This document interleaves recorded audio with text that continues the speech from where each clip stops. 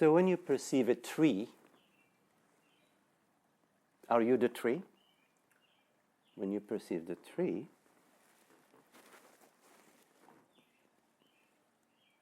the tree doesn't perceive you. The tree doesn't say, "Psst, you're a tree." The tree doesn't say that. But when you perceive the thought, I am a woman or I'm a man, you believe that you are a woman and a man. Think about it.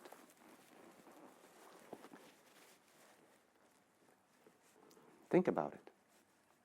You believe you are a man and a woman. You perceive the thought. You have to perceive the thought. If you don't perceive the thought, nada.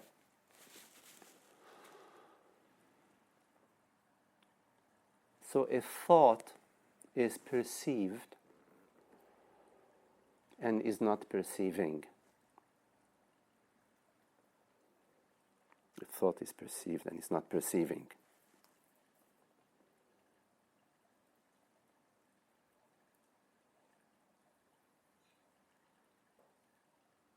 The thought might say, you are ... you are so and so, so and so and so.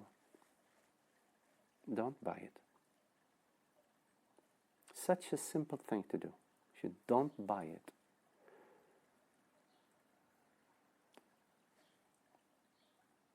that's it. You are the presence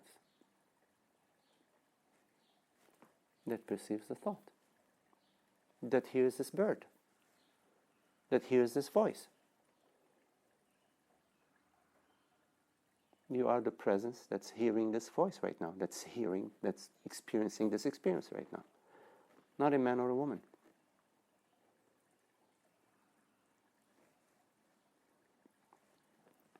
And then there is a sensation, the me sensation.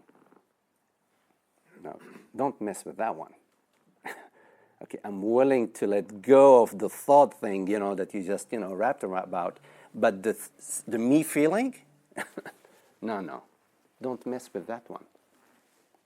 Because I feel this body mind. I'm feeling it.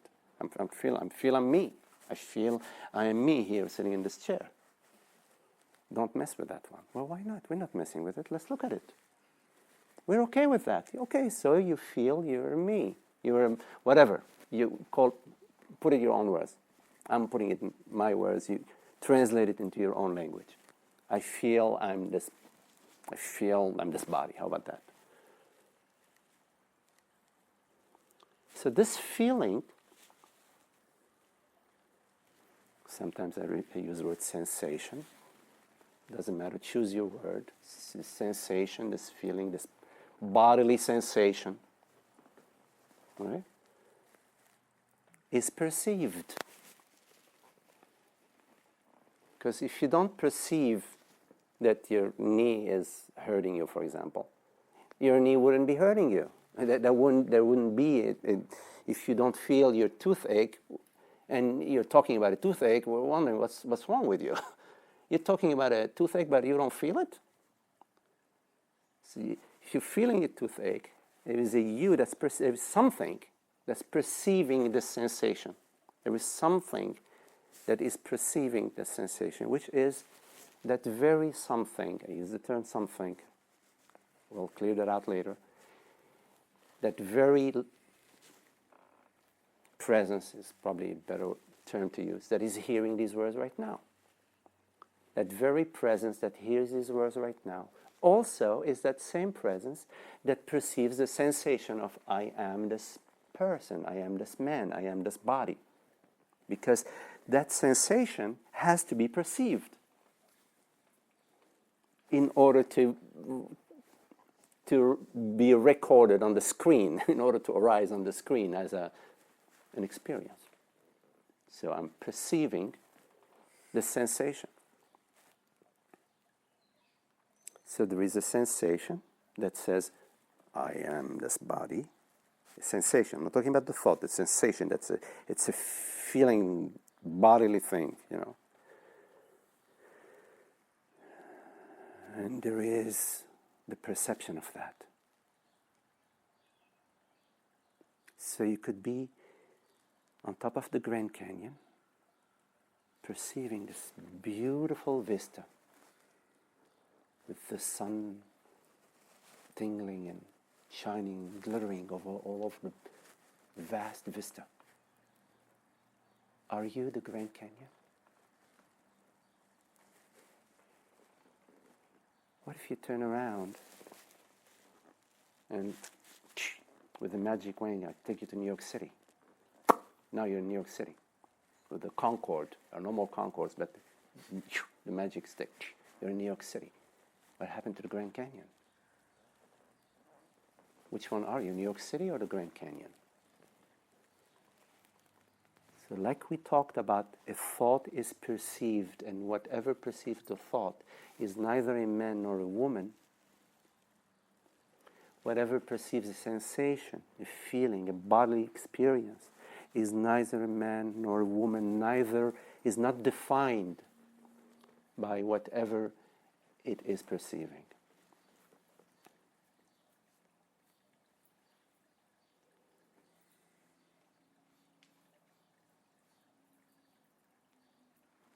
So you might be yawning here and say, okay, well, so what?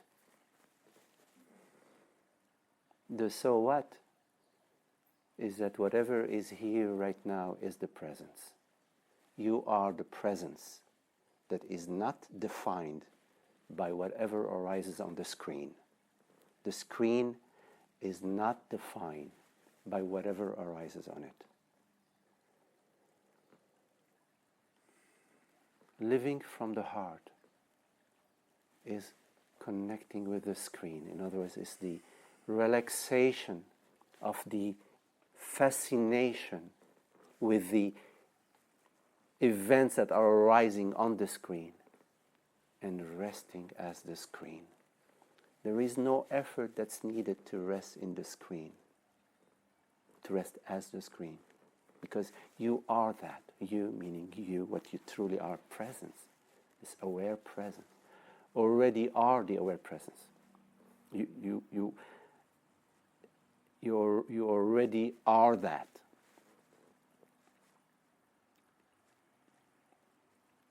That's never taken away or given to you. It is what is. It is what reality is. Reality is aware presence that we refer to as I. I am not talking about the I of the mind. The I of the mind refers to I as this person, I as this John, Bill, Mary, Sue, whatever. I'm talking about the aware presence, the I that is not bound by whatever, that is not limited by whatever it perceives. So you perceive the tree. You're not the tree. The tree is limited. The trunk might be, if you're up in Sequoia, the trunk might be 5, 6, 7 feet in diameter. Still, it's limited. You know, some trees in Africa, the baobab trees, have, 15, 20 feet in diameter. They're still limited.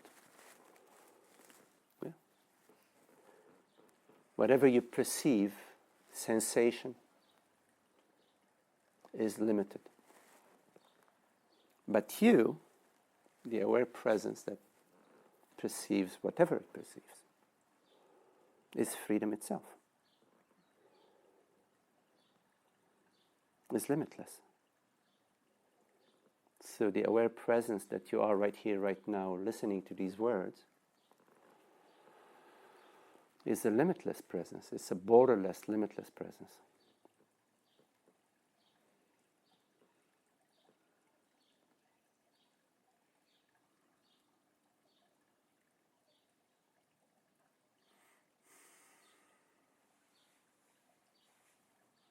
The whole process of awakening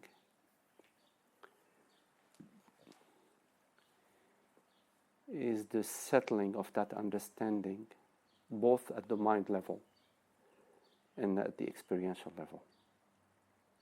The mind releases its belief systems, becomes clear, resilient, and at the bodily feeling level, the contraction that maintains the sense of meanness, relax in that understanding.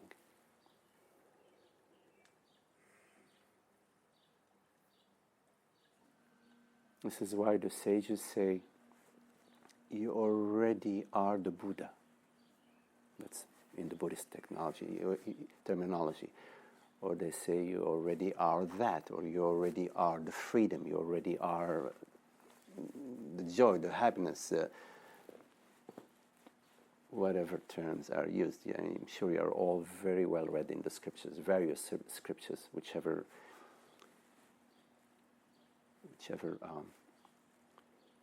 tradition you come from.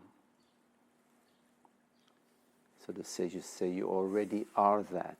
You already are the freedom that you seek. What was that book, Selling Water by the River? Who wrote this book? Some Buddhist. Selling Water by the River. You already are the ocean. You are that. So,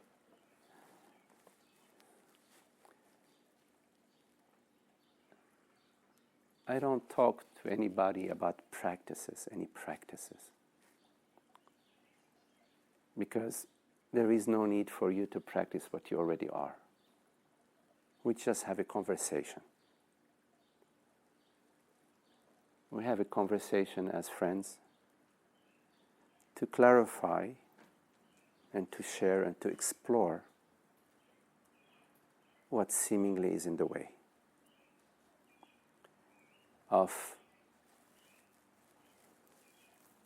the celebration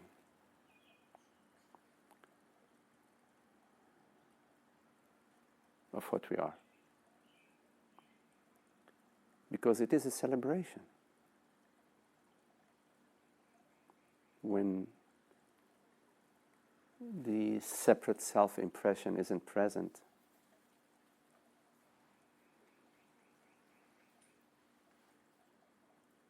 it's a celebration.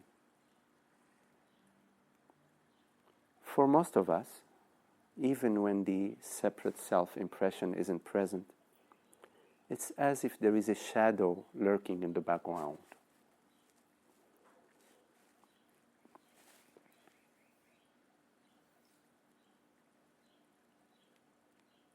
So the journey, the contemplation,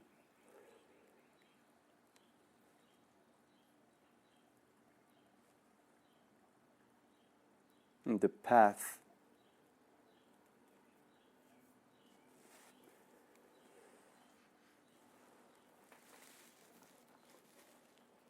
as you're exploring it takes care of that shadow.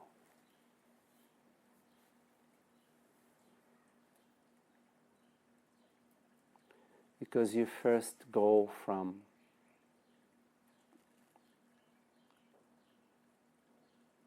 an understanding where the mind still is around to a deeper understanding where the mind starts becoming more and more porous. And it goes on to until the mind is in total abeyance. And then it goes into the body becoming more porous.